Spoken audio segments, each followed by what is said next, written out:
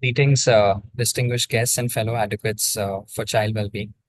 A very warm welcome to our session from Rhetoric to Action, enabling universal inclusion of child protection programming at the Dasra Philanthropy Week 2024. I am Rishad Surti, part of Dasra and program manager for Transform NEEF Collective. The NEEF Collective, which is supported by the UBS Optimus Foundation, works as a collaborative model in child protection to ensure children grow up in families and family-based care. Today, we stand united to champion the cause of tomorrow's leaders, the future torchbearers of our nation, our children. We're thrilled to introduce this discussion in a unique format, bringing together a diverse group of practitioners and funders. Together, we embark on a crucial exploration of advancing child protection in India, moving beyond the mere rhetoric to actionable steps for equitable development. Our session today is guided by a deep-rooted understanding that the safety and well-being of our children are non-negotiable. And we'll further delve into the imperative for a cross-sector approach and emphasize the necessity of collective action, and that through active dialogue and advocacy, we aim to cultivate an environment conducive to the holistic development of our children. Without further ado, I'm honored to invite Ms. Nalini Tarakeshwar, Head of Programs and Monitoring Evaluation and Learning at the UBS Optimus Foundation, to present the opening remarks and set the stage for an enriching and impactful session ahead. Thanks, Rishad. So let me just introduce myself. So as Rishad mentioned, I'm the Head of Programs and Monitoring Evaluation and Learning at Optimus Foundation, and previously worked at the Children's Investment Fund Foundation, as well as Big Win Philanthropy, both foundations based in London. And I worked in academia in the US, but primarily born and raised in Mumbai. So very happy to be here. This is sort of very much a home to me. But more about Optimus. So the Optimus Foundation, for those who do not know, actually is tied to the financial institution, the UBS, the Wealth Management Bank. So a lot of our funding is client funded. So we have a huge opportunity, while not being endowed, huge opportunity to influence the priorities of our clients and what they fund and where they fund and how they fund. Okay. The priorities so far have been focused on health, education, and climate and environment, with a focus on marginalized communities, particularly children and young people.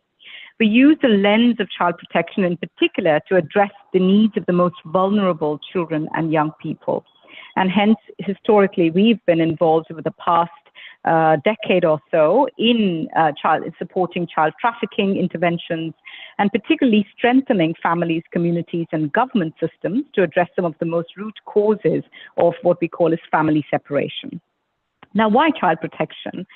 Now, particularly when you tie to a financial institution, what is really attractive to a foundation that's tied to a bank about child protection?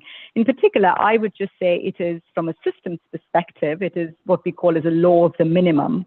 That means unless we take care of the most marginalized, the returns of investments in health and education, for example, will not be catalytic or will not be realized. And importantly, for us, what we call as an impact economy, meaning that we just do not believe that GDP, for instance, the gross domestic product per capita, is really a marker of development. For us, it's in terms of well-being across all levels, and how do you really balance not just but profit, but also the well-being of all individuals for a healthy planet and a healthy environment for our future children and young people. Now, why India?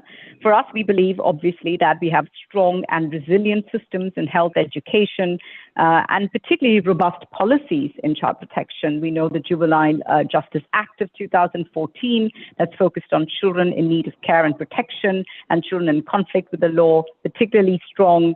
There's strong schemes at the national level, the Mission Vatsalya, as well as in Maharashtra, you have the Bal Sangopan Yojana. So you've got these, and also very strong policies that are based on child rights that take into account alternative family-based care for children, as well as with a very strong prevention perspective. But we do know that implementation of these policies lags behind due to a large number of factors. Obviously, some of these include lack of awareness and clarity occasionally around the policy, human resource constraints, fund flow delays to states, low uptake, for example, of foster care, and absence of strong alternative family-based care options. And often all of these gaps and constraints often get exacerbated when you have disasters like, for instance, like floods and so on, or of course, when you have diseases that, such as the pandemic, the COVID pandemic. Now, to address all of these barriers, we've, as Rishad mentioned, we supported in a very participatory way, created the Neve Collective, of which Dasra is the backbone. And some of you, on the call here will talk hopefully a little bit about it. You are our partners, and we've designed that using a very systems lens. And following on from whoever was there this morning, session on collaboratives, the topic is well suited for this approach because you have leveraged funding, you have a systems lens perspective, and the involvement of communities, and particularly the need for scale.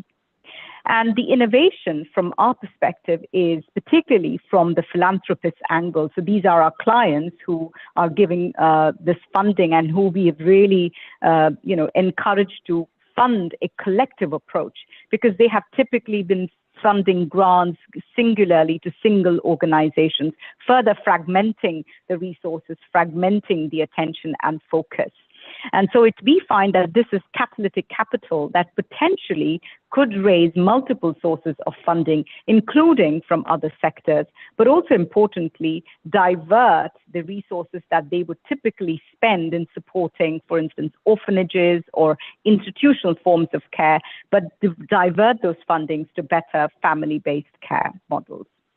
And we believe it's innovative for the child protection sector as a whole, which has typically not focused on collaborative models and often, set people and organizations up to compete for funding. And I know Vikas will talk a little bit more about impact, because we believe that's also an innovation. And there was a lot of talk about how do you really measure the intangible impact of collaborative approaches. And certainly, we want to really support those sorts of approaches and be quite catalytic and, drive some of the evidence and the benefits of these approaches, along with some of the learnings that may come out of this Neve Collective as well. So with that, I'm going to hand it over to Attila I know we're going to have two different perspectives. We have the practitioner's perspective and also the funder's perspective. But over to you, Atina, for you to take over and give us insights from the practitioners and thought leaders' perspective.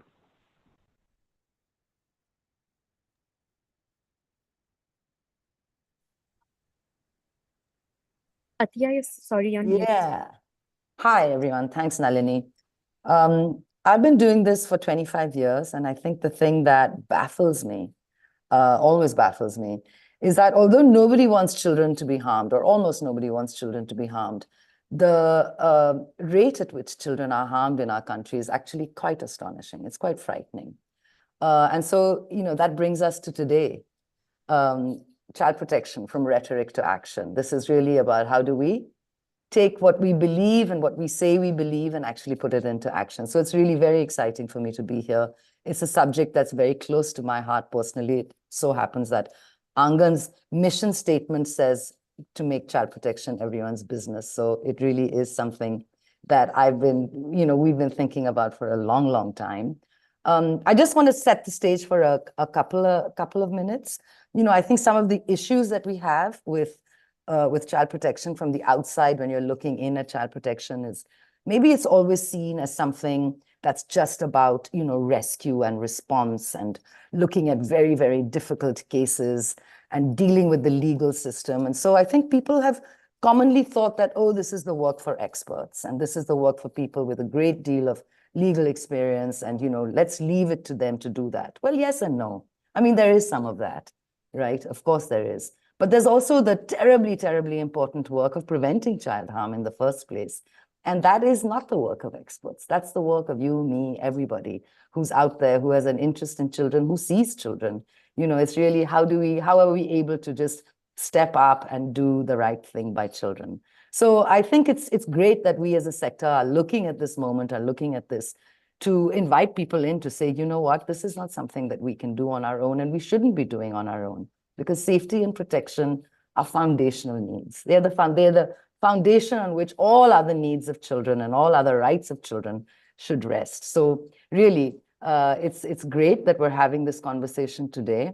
We think it's time for the non-experts to step in and step up, and we're here to eagerly embrace and welcome you all to the world of child protection. I have with me here today stalwarts of the child protection sector who will help us all understand how, what, and why what we can do to bring a child protection lens into all of our work. So without much further ado, I will ask Preeti Patkar, who is the co-founder and director of Prerna, to just set us up with a broad understanding, Preeti, if you will, about what child protection, the state of the field right now, and how people can actually sort of orient themselves to understanding child protection and what role they could potentially play. Over to you, Preeti. Thank you, Atya. And thank you very much, Dasra, for organizing this webinar. I think it's time we discuss and take action on the universal inclusion of child protection in programs. When we say universal inclusion of child protection in program, what does it mean? I think we have to ensure, it means ensuring that no child is left behind, no child is left out or overlooked or denied their basic rights across sectors, regardless of their background, their identity, their ability or circumstances. I think we have made strides in addressing child protection, but like you also mentioned, it's become mostly the responsibility of some. And I think we need to shift that. There's also a need to shift from a very welfareist approach towards child protection to a more right-based approach at looking at child protection programming. In our country, we've always found that the responsibility of child protection, again, like Atya, you rightly said, is, I, at least in my workspace, have always found that it becomes the responsibility of WCD ministry or maybe a handful of NGOs. However, I think it's time for all sectors to take on the responsibility. Every ministry, from, say, the tourism ministry to transport to commerce, law and judiciary, urban development, housing. I think all these ministries intersect with children's lives, but we don't take cognizance of it. I would actually love to see, a day where all these ministries have made budgetary allocations and also maybe a dedicated desk to address child protection issues within their domain. Imagine having a budgetary allocation in urban development with a line item which says child protection and child rights. So something like that needs to happen, and it's also important for both private sector and the public sector to come together, for private sector to invest enough in child protection.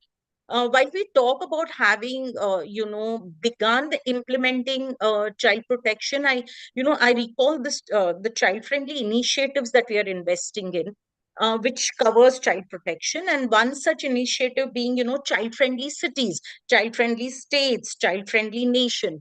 So 2 years ago, when I was in Bhubaneswar, I remember, the city having these big hoardings proudly proclaiming that, it being a child friendly city. But whose responsibility was it? When I asked, the response I got was the budgetary provision and the implementation was solely the responsibility of women and child development department and a few NGOs.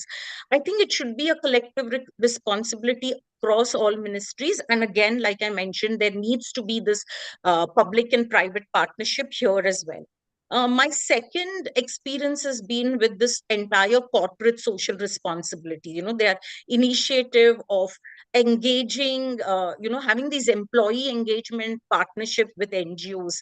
And every time I've seen, they take such good care to ensure the safety of their employees. Extremely important. But they have no measures to ensure the safety of the children that they come in contact with during these activities. Again, leaving child protection the sole responsibility of the respective NGOs. Moving forward, also because of our work with UBS, we've been focusing, and many of us are focusing around, women's empowerment and increased women's participation in workforce. Our work in the community, we've seen that while we are asking for this, we've not addressed protection issues to ensure the safety of children whose parents are in the workforce. Today, if the parents are working in the formal sector, there is some provision for daycare center at workspace. But what about children who come from marginalized communities? Their parents are either self-employed, working in informal sector. Who takes care of their children and ensures their safety and protection while their parents are at work, while these women are at work? At every stage and across all socioeconomic sector, I think child protection and women's empowerment has to intersect. We also need to, examine if we tend to prioritize child protection of, protection of some children. I'll tell you where this comes from. Preeti, I'm And really sorry, but I'm going to have to cut you off. But just please finish your thought. Yeah, just this bit where, I in Prerna we found that it was such a challenge to get stakeholders to prioritize protection of children in the brothels of the red light area. So I think maybe I'll just wind up by saying that, we must address the subconscious prioritization of certain child protection issues and work towards more normalizing the addressing of all child protection violation. I know I had some few more points, but Atya, I understand, I've overshot my time. Thank you so much. I'm very sorry, Preeti. I do have a tough job here. But thanks very much. And I think very important points you made about actually sharing accountability, right? I think that is a very important point you made. Accountability and also protection for all children, regardless.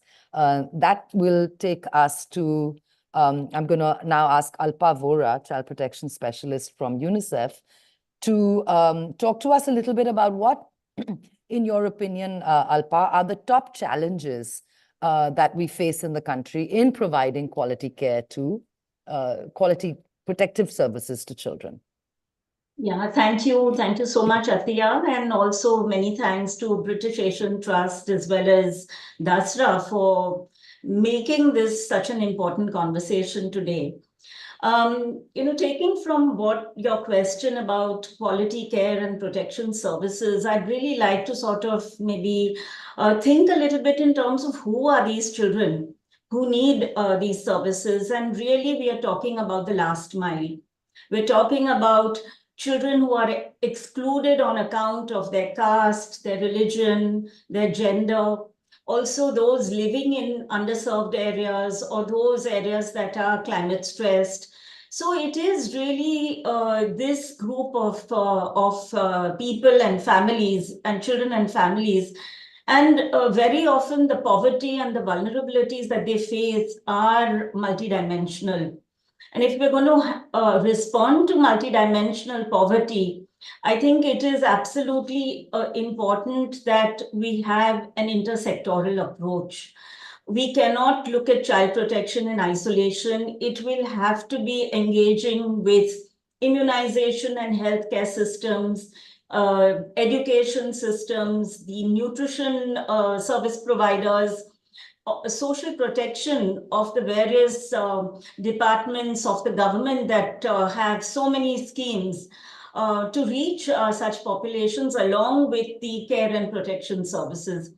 And I also feel that there are two important challenges that we need to address here. One, that somehow the solutions that are required by the last mile populations are very unique, and the system is not addressing them. So we need to create, we need to curate, we need to respond to extraordinary kind of circumstances and create solutions that work with the community. And second, I feel the necessity of converging, with functionaries of other systems, and not just at the state, at the national level, but down at the district and the local decentralized level. That's extremely crucial. So I feel these are two important challenges that need to be addressed. I'd like to also reflect a little bit on how the sector, the child protection sector, has been so far. And both funders as well as practitioners, we focused on issues, be it child labor, anti-human trafficking, or even child marriage and street children and so on. And I think the good thing is that there is now a realization and a recognition that these issues are in fact manifestations of very, very chronic causes and factors that need to be addressed, that push children out of school, or and where children end up in child marriage and high risk behavior. So I basically feel that we need to do two or three things. One is, while we are strengthening the child protection system to actually come up and respond in a very time sensitive care and protection services that are relevant, we also need to build the capacities of the allied systems so that they integrate the agenda of protection. A child out of school is most likely a child working or a girl child who is going to be married. So these connections need to be brought together. And I think that's where we also need to invest. And also, I think, to bring in the interdisciplinary approach to our work of practitioners from other sectors, academia and government sort of working hand in hand. It's only then that we will be able to promote equity, promote innovations, and bring about a certain kind of ownership to this agenda. I also feel very quickly that, until the last decade, the focus of child protection was entirely on institutional care. I mean, prevention is still very, very nascent. And if this kind of dominant approach always substituted the family, It was never about supporting families. It was never about empowering families, linking them to services. So if we need to do this, there is a void that we need to fill. There is a gap. And there will have to be a surge in the kind of services that we advocate for. Preeti talked about daycare, night care, mental health and psychosocial support, not just social protection, but social protection plus, where families are also empowered, to address the issues, the diverse kind of challenges that they face in their lives, and to stay together. So at the end, I mean, I'd like to just make one point in terms of the finances and where do we need to invest and how do we need to invest. I think we need long-term investment. This is not going to happen overnight. It is a process that is still in its nascent stage, and we have to be collectively working together to take it to maturity. I think that is extremely crucial. So flexible, risk-taking, need-based funding is extremely crucial. I also feel that, monitoring change has to go beyond numbers. How many did we achieve? It has to go beyond whether the money has been used well. Of course, that has to be done. But really, what are the lessons in all this? What have we learned? How do we disseminate that? How do we build on that? So that's extremely crucial. I think our engagement with the Transform Neve Collective, with it has been very enriching just for this reason, because it brings different organizations with different approaches to explore the landscape of prevention as well as response, and to set in place these various services. So last, I would just say that philanthropists, thought leaders, practitioners, think tanks, let's come together and really advocate for this, for moving from rhetoric to action. Thank you. Thanks, Alpa. That's quite a call to action for all of us, I think. So I think what we're seeing is really shifting accountability, making child protection, making more people accountable, more ministries accountable, really talking about what is the different kind of funding, right? Being flexible about the funding. I think this whole thing, the trouble we've had with prevention has always been, how do you talk about your result if the thing was prevented? But I think the climate folks are teaching us how to have that conversation. And so, good luck to us all and to all the funders over here. I hope you're listening very carefully.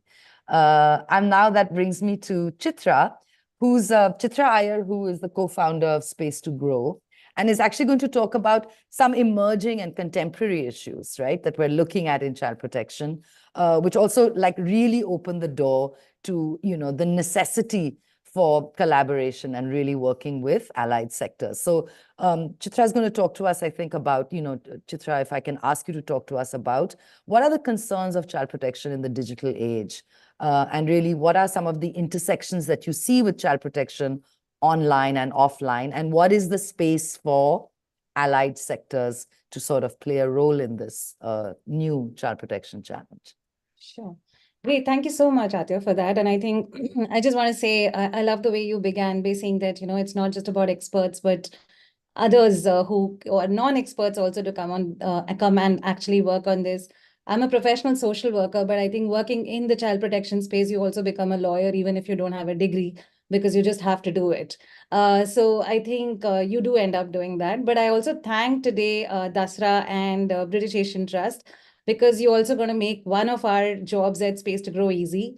Because we actually, with the experience that I have in the child protection space, when I started Space to Grow as a social impact consulting firm, I was like, what do we say? Do we specialize in child protection? Do we say we specialize in anti-human trafficking? Do I say digital safety of children? So, it was always this thing of, I need to really segregate all this because that's how people are going to look at me. But honestly, every time in my heart, it was always child protection. And, that was it, because it all actually converges. And thank you for making this convergence happen under child protection by talking about digital safety. To just start off with, I just want to give some figures, because figures make a difference to some extent, of course. But 97% of the children in the age group of 3 to 17 years went online in 2022, as per the Ofcom report. To supplement that, what is really happening is the edtech space, the gaming, and then, of course, the social media is expanding immensely. And there is so much that's happening because of which there are consequences that one is seeing, with 87% increase in the CSAM material online. And even NCRB, where we always feel that the data is really not fully reported because of the fact that there is not enough reporting happened. In 2020, they said that 400% increase in cybercrime against children.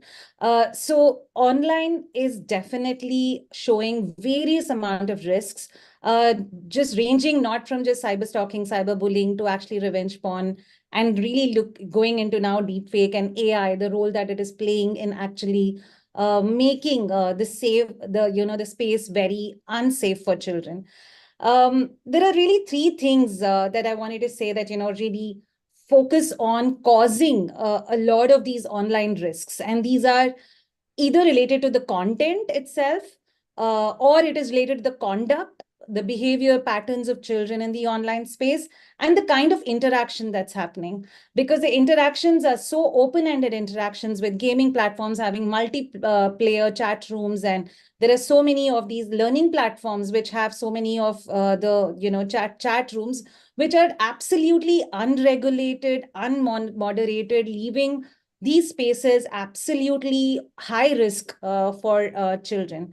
In one of the researches that we recently did. Sorry, Chitra, I'm sorry to cut you off, but do you think I could ask because of time, could I ask you to also just actually talk a little bit about the role you see like other institutions like schools and education spaces, the role that they could actually play in sort of coming in as partners in child protection? Awfully sorry to have cut you off. No, definitely. I'll come to that. Adya, thank you so much for that. I think one of the researches that we recently did, to just establish this intersection, I wanted to highlight that, is that we reached out to around 700 odd children across the country. And what we really saw was, 40% of the children who we interacted have met strangers online. And 60% of them have actually met these strangers offline. Which is a significant number to actually even think of, and we don't know what's really happening in those offline spaces. And I think to just deep dive that absolute number, because honestly, we are a consulting firm, but because we brought grounds up consulting firm, we really couldn't sleep thinking that there is something like this happening. And of course, with the support of British Asian Trust, we're doing another research, and to really unmask this interconnectedness. And some of the recent interactions I've had with childcare institutions in Bombay, Delhi, and in Madhya Pradesh, what they've been saying is, in the last almost 3 years, all the cases of POXO that have come to them are linked to internet, either to one or the other social media platform. But what is really important for us to note is none of those FIRs have a IT Act included in it, or anything related to IPC, which is related to IT. It is all only POXO. Or there are cases of trafficking that have been linked to online spaces. But again, either it is just ITPA and no IT. So the interconnectedness of what is really happening in the online and offline space is absolutely evident, not just anecdotally, Right. but we need to really focus on how to really look at that. And clearly what you're saying is also that I think a level of education so that people understand these connections and are actually able to prosecute or respond or do, do what's necessary in a way that is sort of multi-sectoral. Chitra, I know you have many, many other points to make, but I'm so sorry to say that I do have to move us along. Yeah. Sure. But clearly what this tells us is that there's a great, need for this conversation to happen more and more and more. But thank you very much, Chitra. I'm now going to ask Nicole Rangel from Leher, co-founder of Leher, to join us. Nicole is going to talk to us, I think, about sort of the foundational aspect of child safety and how, Nicole, if you can tell us about, in your experience, what child harm prevention interventions at community levels that you've seen and the impact that they have on other outcomes for children on health, on education, on, if you can talk to us a little bit about that. And also, Nicole, while we're at it, just give everybody sort of a sense of what is it that as CSOs, people can do to actually engage with child protection. Yeah. Thank you, Atiya, and thanks, Dasra and the British Asian Trust for creating this space for us to talk about child protection. We're always a very marginal group that is talking to each other. So to see 136 people feels really good. So thanks once again. So I think one of the things that, child protection work has largely been post-harm focused. And for those of us who work in the field, we also realize that even though the system is very overwhelmed and overloaded and struggling to cope, it's a fraction of what's actually going on that actually reaches the system. And just that overwhelming nature of what's reaching the system has really pushed us as a sector, as even the government, to think that we've got to get into the community to address those root causes. And also when you work on prevention, early detection and response, you're able to break down the problem into bite-sized portions and find solutions one by one. Otherwise, it gets too overwhelming. Child protection concerns get too overwhelming, and they also seem too little and too insignificant at the same time. Really working at the community level enables us to find solutions that are specific to those communities. Looking at who they are, what is their identity, what is their caste, what are their deprivations, what kind of exploitation are they experiencing, and to really bring the community together to own the problem and to also be part of finding the solution.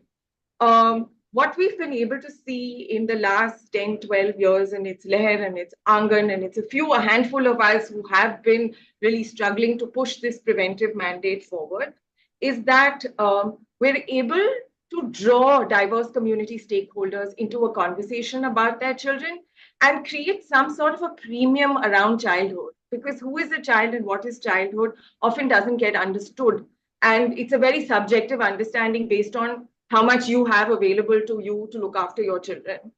We're also able to see that we're able to address services for children, social protection for children, initiate dialogue, which is not to teach communities or put them on a specific path, but to sort of help them, support them through discussing dilemmas and see them support each other to make the change that they want to see. When we're able to secure social protection and accessing social protection for children and families, though it seems quite simple, there's a whole lot of eligibility criteria, a whole lot of documentation that can take months and months to work on. So working at the community level allows you to solve these little problems one at a time, and it makes a huge difference in the life of children. Also, I think creating this premium for childhood enables us to seek services of the state. So you want your school to be better. You want teachers to be in class. You want that midday meal to be of a certain quality, and you're addressing it at a level where stakeholders are accountable to you. And you can see results because you're talking to the stakeholders specific to your community. It also enables us to find solutions, as Alpa said, shift away from the traditional approach of if you reach the system, you then get put into an institution, and from there starts your journey of change. And now we're looking at fortifying communities in the ground with solutions, helping children stay with their families, helping families find the change that they want to see. How much time do I have? We need to, but however, this takes time and it needs to be scaled up. Social change takes time. Bringing communities on board to own the issues takes time. So we need to be brave enough to say, we need to put the money in and we need to stick it out. What are those impact indicators of success? We need to find different indicators. We need to find indicators beyond rescue and how many have we picked up and how many child marriages have we stopped. We need to find indicators that show that communities thrive. And we need to really work on shaping that narrative. As Alpha said, child protection work in the country is nascent. It's about 20, 25 years old. So it needs to be given that time. And prevention has seeped into the narrative maybe about 6 to 10 years ago.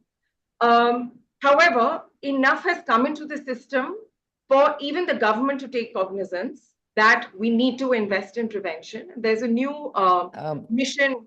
1 minute, half a minute. No, Nicole, I'm going to have to cut you off, I'm Okay. afraid. Yeah. Am I No, done? finish your So just for people to horrible know, job. there's a mission Vatsalya that that speaks very powerfully about leaving no child behind. That talks about strengthening community-based services and linkages for children. And there's a whole range of services, critical services that need to be built into school, into healthcare, into law and order, which require large-scale capacity building. And that's really an input that the funding community can look at, because child protection can also be political, but it's also about quality service. And that's where we can go in and answer. A lovely note that you ended on, which was a call to action for the funding community. For a change, it's not you calling on all of us to just do better, bigger, harder, stronger, but just saying to the funding community, how can you support us? That's excellent. Thank you. Thanks a lot, Nicole. I'm now going to ask Pooja Marwaha, CEO of CRY, to join us and actually tell us, Pooja, as you're the last speaker on this part of the panel, what would you recommend as a must-do for folks in this room, whether they're funders, whether they're working in adjacent sectors, if they want to adopt a child protection lens, what is the must-do that you would recommend to them? As I've been listening to everybody, I'm thinking to myself, what is it that I can say differently or say and re-emphasize, or rather than re-emphasize, which is that child protection is the responsibility of each one of us. And how can we create initiatives as NGOs, as funders, find ways to look at child protection, as Nicole said very beautifully, beyond once a child is gone, and then we start looking at her. Yeah. But actually look at her when she is still in school, and how can we keep her in school? Look at her or him while they are living in their community with huge vulnerabilities, right? Every child today we see with marginalizations that are so multiple in nature, whether it's a compounding of race or identity, caste identity, or poverty, of climate, being affected by climate. Just look at what children are facing today and how we can guard for them. And it can't happen without us looking at aligning all the child care and even if it's only the child systems, the health system, we have found that in our community based work, activating village child protection committees, and who are able to then access panchayat funds. This makes everybody a stakeholder, and the same thing can be replicated fairly easily and with not too much of money, but with the correct effort. The other big thing that I just want to talk about, only because I will be repeating myself if I say everything that all of you have said, is that the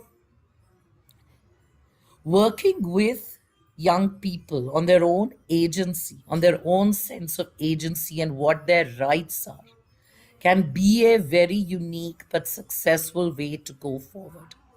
I think as young people and therefore their systems around them become aware of that they have a right to be safe and to be secure and to become and to lead eventually healthy lives, they start looking at threats very differently. For example, we have recently, all of us are looking at the cyber security issues, and just going out there and looking at mass cyber safety programs at schools is just one thing that a set of people in the sector could do, you know, therefore insulating all the systems around children. And therefore, to me, these are the things that need to be paid attention to.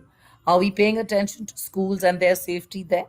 Are we paying attention to online and what is happening, or not just blindly running after, oh, ed tech is going to be the future, when the children are looking at tech education, maybe they're looking at something else.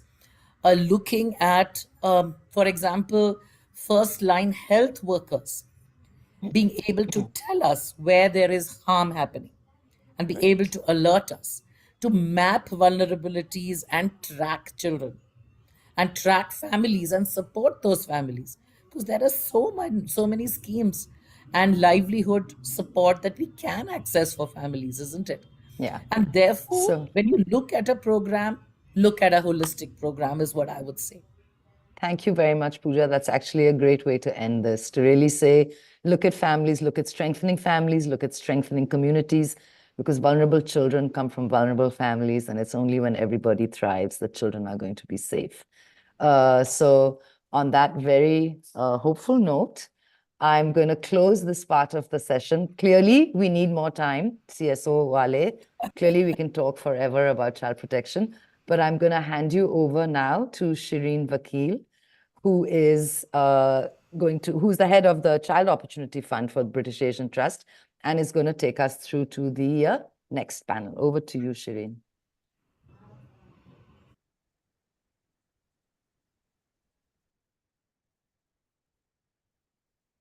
Shireen, you're on mute. Hi. Thanks very much, Athiya, and thanks very much to all the other panelists for all those interesting insights. We now going to move on to the panel of funders. And we have very happy and lucky to have a good group of funders who have been supporting child protection work. So I hope everyone is visible on the screen. So we have with us Rumana Hamid, who is from a managing trustee, Sipla Foundation, as well as works with her own family foundation. Anita Kumar from Amazon. Vikas from Sambodhi, which is a research and communications and M&E agency, which is really important to all of our work. Paromita Chaudhary from the Oak Foundation, and Nidhi Kundher, who is Vice President CSR for the HCL Foundation. So thank you very much, all of you, for being here with us today. And hopefully, it's going to be quite tight because we're running a little bit over time, but I hope that we can still have a good and engaged discussion. So for everyone who's listening, I'm Shireen Vakil. I have spent 25 plus years working on child rights and child protection with different organizations like Save the Children, Tata Trust, Facebook Meta, looking at child safety policy. And I'm currently with the British Asian Trust, where we have set up a child opportunity fund to bring in several donors as well as NGOs to look at taking a very preventative lens towards working at the community level to build preventative approaches, as well as working with the systems. Also, very importantly, online safety, which is a huge issue and needs to be addressed in an integrated manner, as well as the critical issue of data.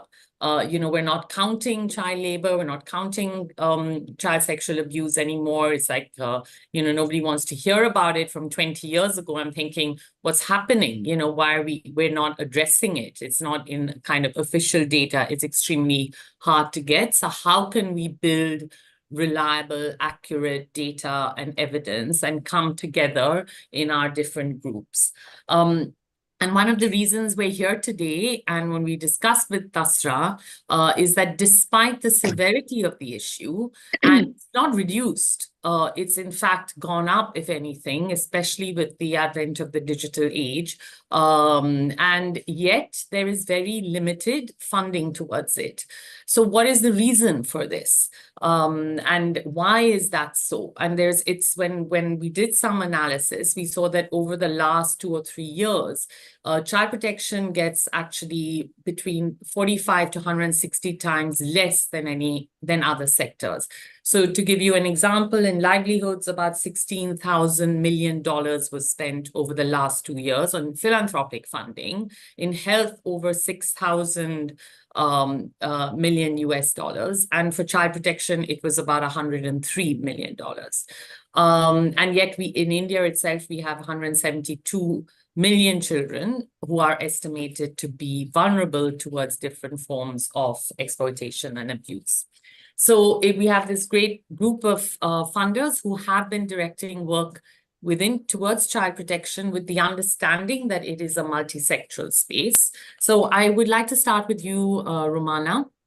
And I know that child protection in your foundation, your family foundation, you've concentrated on the health and protecting health of children and looked at child safety within that. So if you could talk a little bit about how you take that public health lens towards child protection.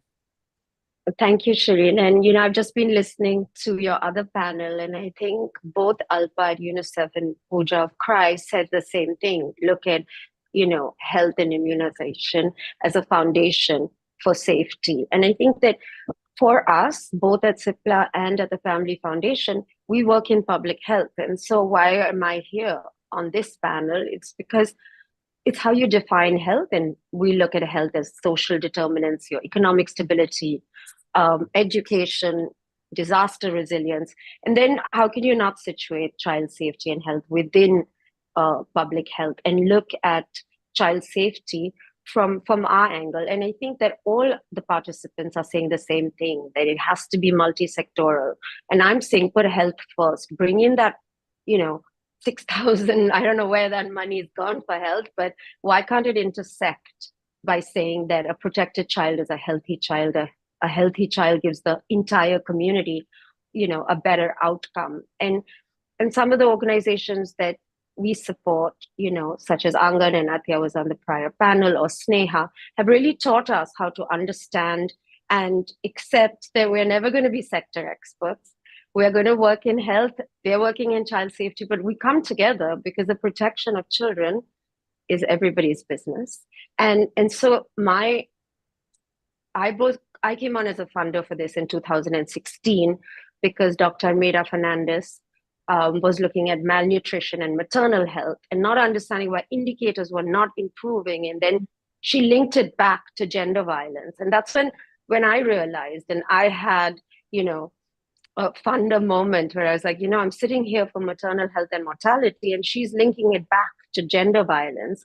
And that's how I entered and how I'm here, and I'm here to stay. And I hope that, people who work in education, who work in disaster management can apply the same lens. It's not just, the people who work in child protection. And if you can give children a safe and healthy space, there's nothing that we can't do, there's absolutely nothing that we can't do together. And I think it's time for the funders to take that on board and make that our responsibility, that we can keep kids in school. And when they're not in school, what happens? What are we looking into what's keeping kids out of school?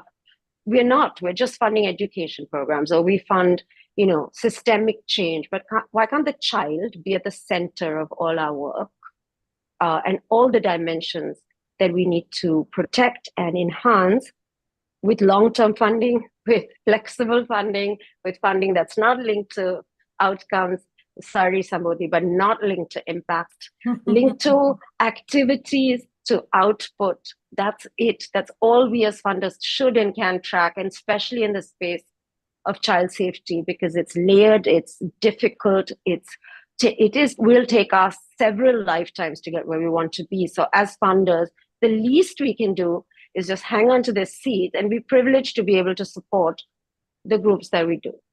Well, thank you very much. And I think that point about education was also, I think, both health and education, because if a child is not in school, they're most likely either to be in child labor, have gone missing, or forced into early marriage. But thanks for that. So over to you, Anita. So I know that your work on Amazon has actually focused on developing a computer science program as well as other volunteering things. So maybe you could look at how do you bring a child protection lens into the work that you are supporting. Thanks, Shireen. Very happy to be here and really grateful for the previous panel. Learned a lot and just jotted down a few points as well. Uh, uh, as you said, we focus on computer science education as a core program from our philanthropy side. It's called Amazon Future Engineer. And we do this because, we are a tech company and we believe in the future of technology being in responsible hands. So part of the vision of the program is how do we create a future where young people from all backgrounds have the power to innovate responsibly, ethically, and creatively. And it's a childhood to career program. And this is obviously, coding means it's on a mobile, it's on a computer, on a laptop.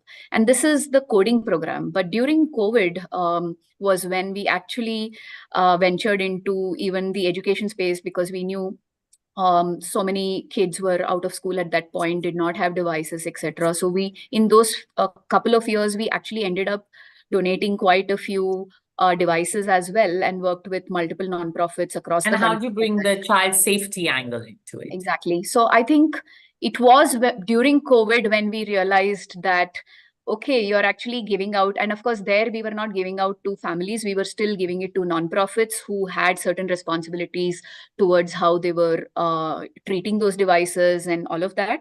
But I think over the last 2 years, and we are relatively new in the philanthropy space, only a couple of years old these programs are, but very early on we realized that whatever Chitra was talking about in terms of online safety, and it comes as being a parent as well, right? I'm constantly fearful of what my kids are up to online and what dangers are lurking there. And this is from somebody who has access to the data and can put in controls and things like that. And then looking at parents of the children we are supporting, many of them being illiterate or not really educated. How do we even protect those children was something we have been working on. I wouldn't say we have arrived at the solution. Initially, we did a few sessions with the nonprofits and clearly, called out child security that they have to do the safety sessions as they do these classes online. We are working with British Asian Trust on developing modules which potentially we can integrate into our Amazon Future Engineer program as a compulsory module, so that any kid who's coming online goes through those things. Going back to two other points on what we are doing on child protection per se, completely agree with a lot of what was said in terms of it's everybody's responsibility. And as a corporate which has a huge base of volunteers across the world, the number one activity or initiative which comes across as volunteers are most passionate about is education and working with kids. That's where they really find meaning.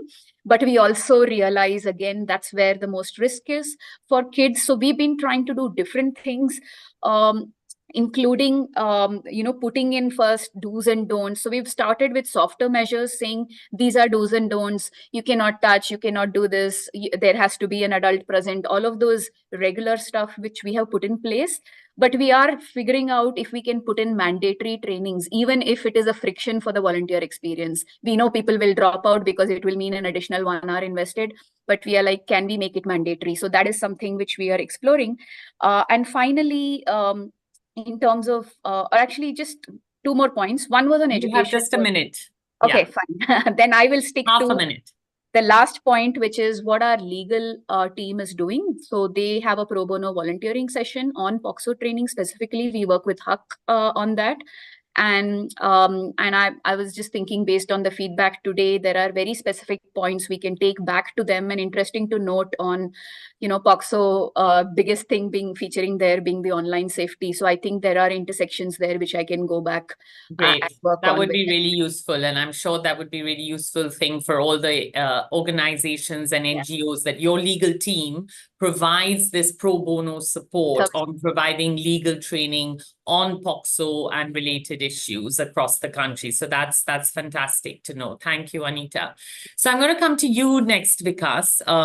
And I know that you have been working on various issues and you have a public health background, but are currently working on looking at impact in the or measuring outcomes within the child protection space. So how do you define impact? And we heard Rumana saying that we can not even think of that and we can just look at outputs. But there are a lot of donors who expect outcomes and impact and would not be happy. So how are you defining impact and what are the challenges you face?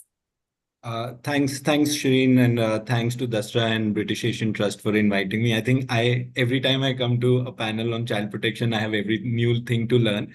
You're right. I think the public health perspective, to be honest, what I think Rumana spoke about, and that was really music to the ears, is about the impact. And I think that's the line we've taken in terms of thinking about how do we look at impact in something like a child protection space. And specifically, our work has been in the Neve Transform Collective.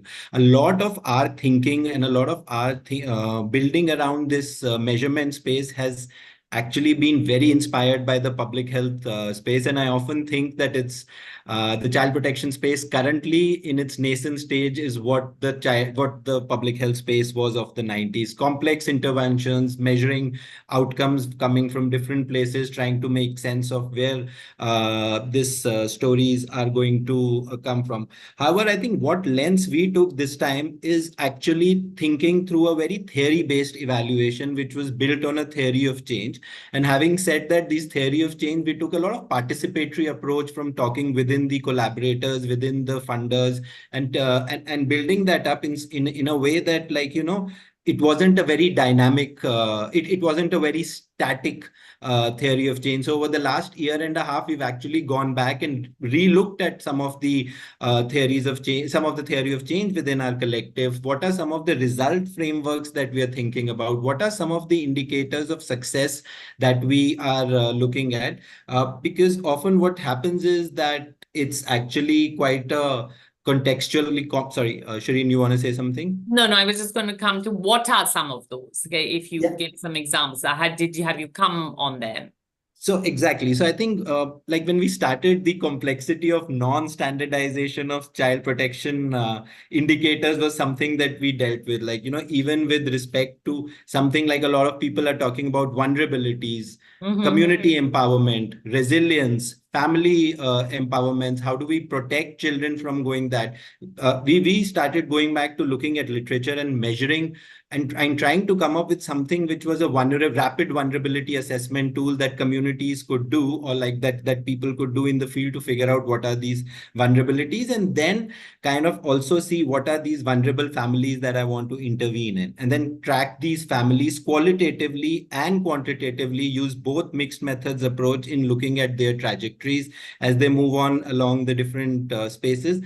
Because we're finding out often families, one, they migrate and then you don't know what's happening with them. Then the second thing is often families that you thought are actually not vulnerable. It just takes one incident in the community for them to get into vulnerabilities. And then there are different kind of lenses to so that the thing that I would strongly advocate for is looking at the evaluation space in terms of this also from a very systemic lens. It's not going to be looking at individual, like, pathways and individual things, but like looking at it more collectively, using more participatory approaches, and like bringing more qualitative assessments into our evaluation approach, moving beyond just the numbers. I think some of the previous panelists did speak about just the numbers.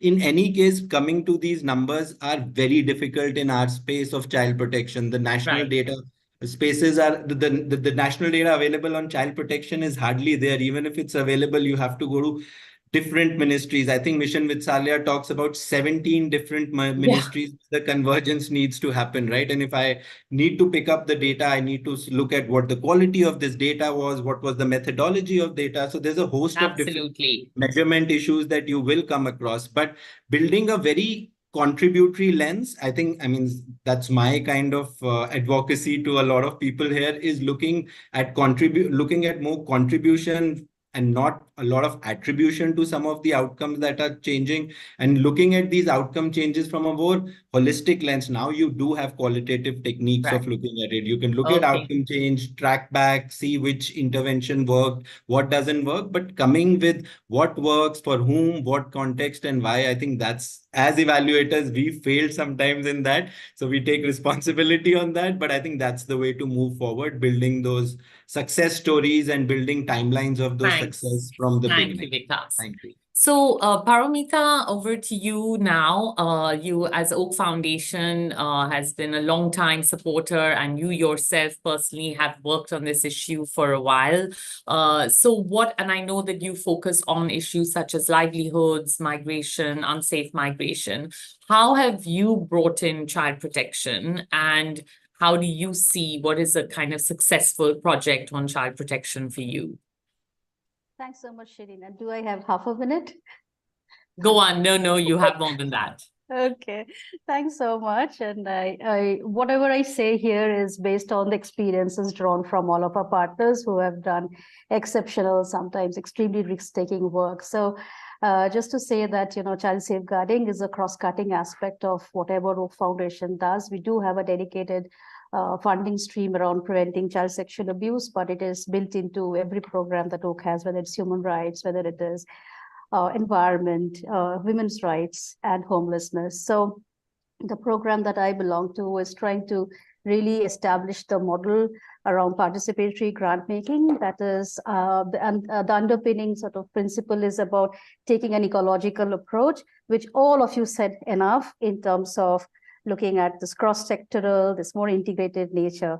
So we are very fortunate to have a set of trustees who believe in this approach and allows us that flexibility of funding, which is always, of course, required by civil society organizations on the ground. So it may sound very cliched, but we do start with a very population-centered approach that allows us to look at the root causes of injustices or emerging sort of challenges, and where the approach is to have a participatory, highly consultative, inclusive approach. So there are three things that we look at. One is, really smashing the top-down approach to program design and execution and learning. And as one of our, leading sort of individuals in this space, Tom Thomas from Praxis says, putting the entire top-down method on its head. So that's the flip that we are trying to do. And more, the partners are really exemplify what it really means. The second is, again, smash that only vulnerability and deficit bit approach to look at what are the strengths that each communities bring, and which can really help them move towards self-sufficiency. What we have done over the years is make them overtly look at external systems, which always do not work. So if you are really creating that kind of a groundswell of empowered leaders, empowered sort of communities, you're building their social capital, whereby to a large extent they are able to harvest their own resources and be able to manage some of those challenges. The third thing that we are trying to really look at is, oftentimes, development organizations say that child protection is not a priority of the community. Yes, it is not, because we use the language of like externals. If we have to just relook into the language which we are using. When we say trafficking, when we say marriage, it is a language which is very NGOized. So this is also something that we are trying to look at in its in its entirety. Okay.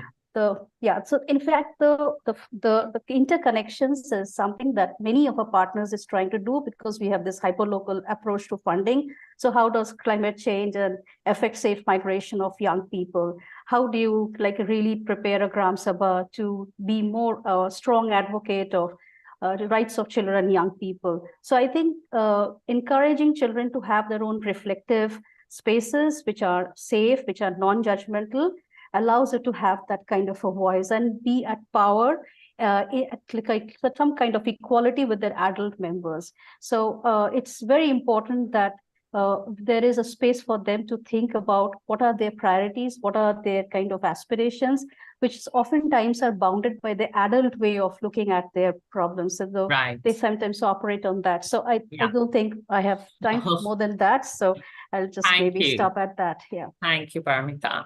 Okay, and now over to you, Nidhi. Someone again, HCL supports large programs of different sectors, and you yourself again have been in the child protection space for a long time. And when we were speaking this morning, you mentioned that the momentum around child protection is actually going down rather than increasing. So why do you feel that is, and what are some of the challenges you might face when supporting child protection programming, and what do you look for in a proposal on child protection? Right, thanks. And I was just wondering, I'm sitting in the wrong room because you're a practitioner more than a donor here. But and it's good to see so many friends who, some of us have worked in the ministry corridors and, worked in the slums and in also different communities across the world. I was reminded of the times when I was wearing the hat of the global advisor on child protection with Plan International. And, it's kind of, yeah, so as we were discussing, Shireen, and I think all the experts have said that already, but the challenge remains in the room that we end up mixing a lot. First of all, I think child protection is a very specialized subject. It needs clear strategies.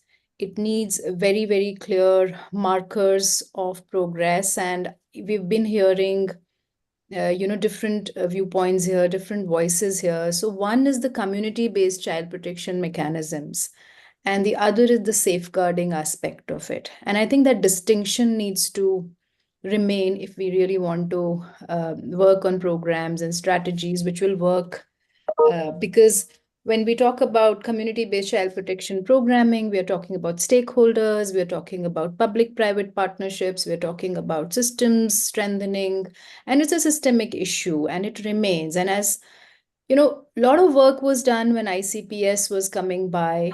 I think we can congratulate government that at least there is a child protection officer now in each city. During COVID times, we also tried to help so many children who lost their parents to COVID. And, we kind of had at least somebody to reach out to, unlike 20 years ago when we used to struggle. Absolutely. Go and, Nicole will remember those days.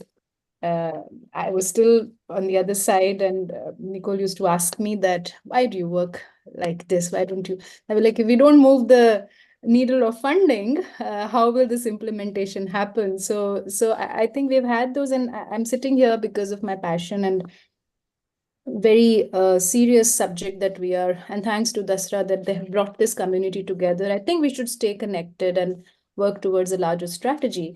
Some of the things that at HCL Foundation we've been able to do is we clearly have child protective strategies as mentioned in our strategy document.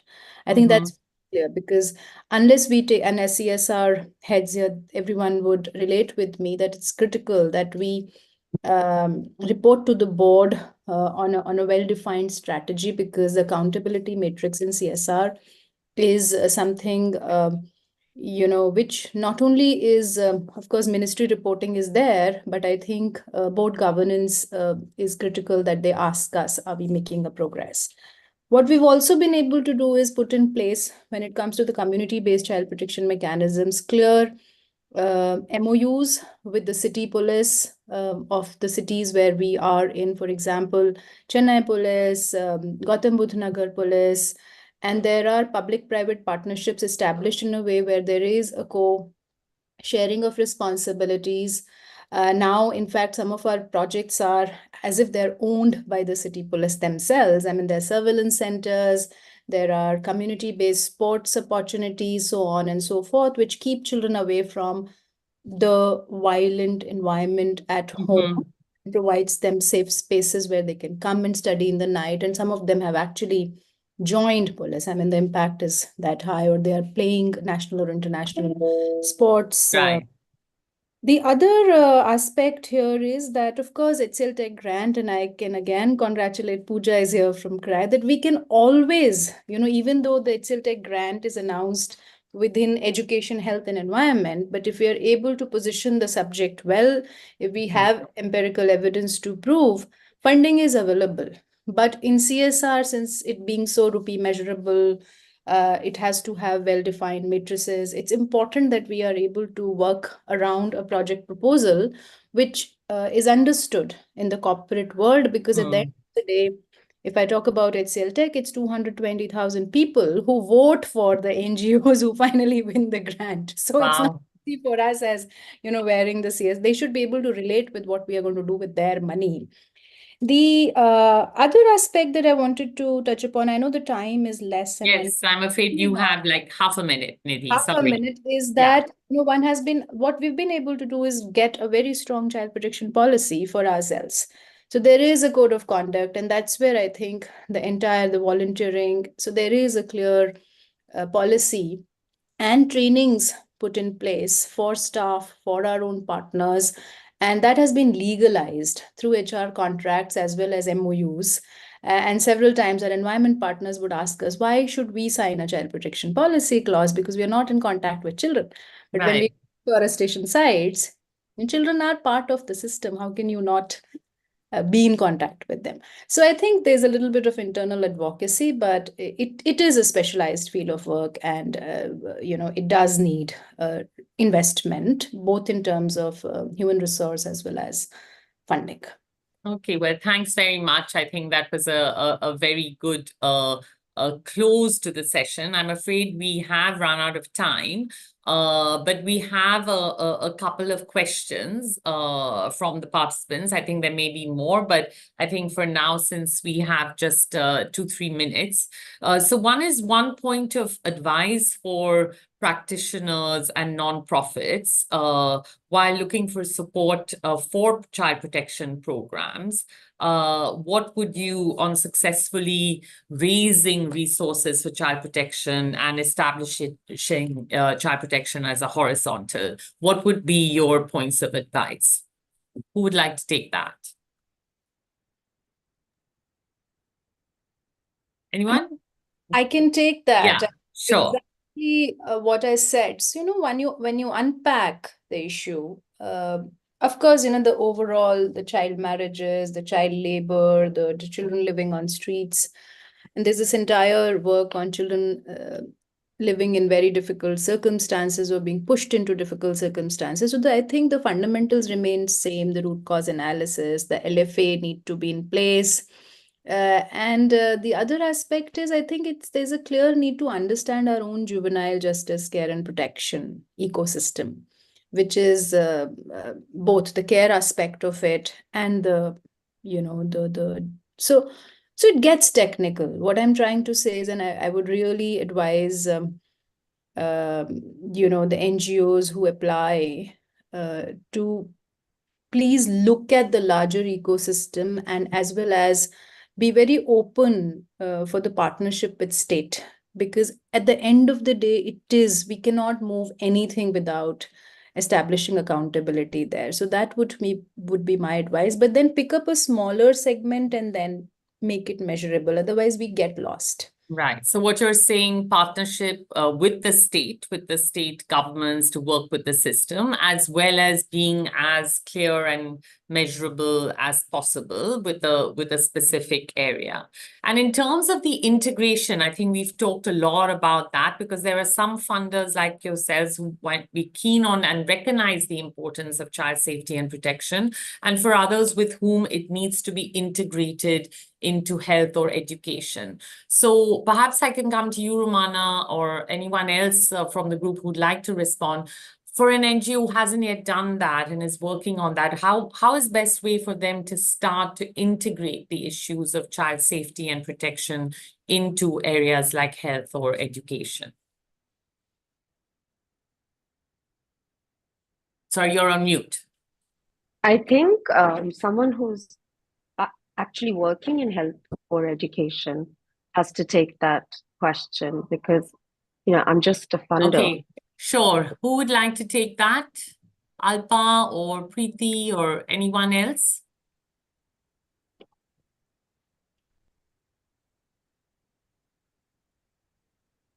Would anyone, are you there? Can the others hear? What's the question? Sorry? Can you repeat The question was, what is a tangible starting point to integrate child protection as a lens for organizations across sectors like education and healthcare? Atya? Yeah, sure. I think, from a child protection standpoint, that there is something we need to do to help people to not make it so messy. And I think, like at Angan, we work with a very sort of adaptable framework where we say adjacent sector partners should, be able to do 4 things, or any system that interfaces with children should be able to do 4 things. They should be able to listen to and about child harm. They should be able to identify child harm, quickly and in a way that they can respond to, and they need to be able to support and respond to child harm. So we kind of call it the LISR framework, and we think that it's something that anybody can learn to do. And we're always happy to help you learn to do it. So, I think it's that. I think it's, about creating kind of simple frameworks for, as entry points for people to come into the work. And, anyone who's here who's interested in it, there's so many of us who spoke who'd be more than happy to help you figure it out. Okay, great. I think we're at time now.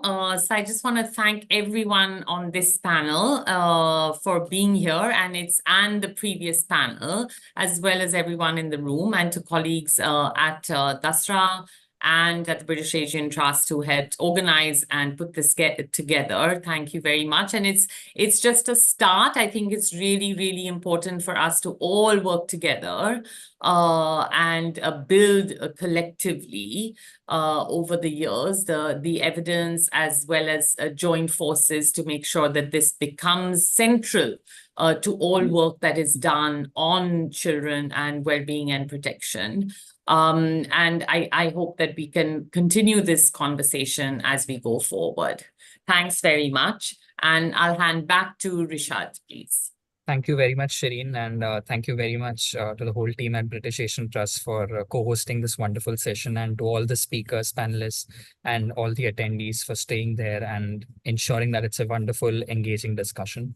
To Nidhi's point of staying connected, we hope to create a community of practice connecting funders, practitioners, academicians shortly, where we can have an active dialogue and stay connected together.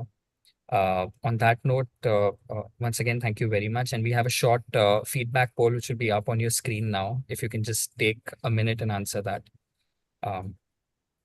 And also following that, we have our next session, which will be on screen. So we hope if you can take the time and attend that session as well, that'll be really great.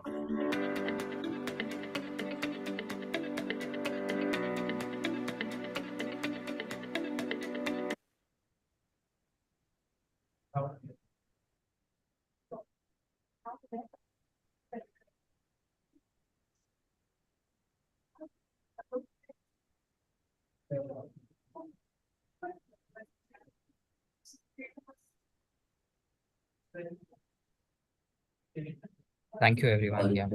Yeah. Thank you. Thank you. Thank you.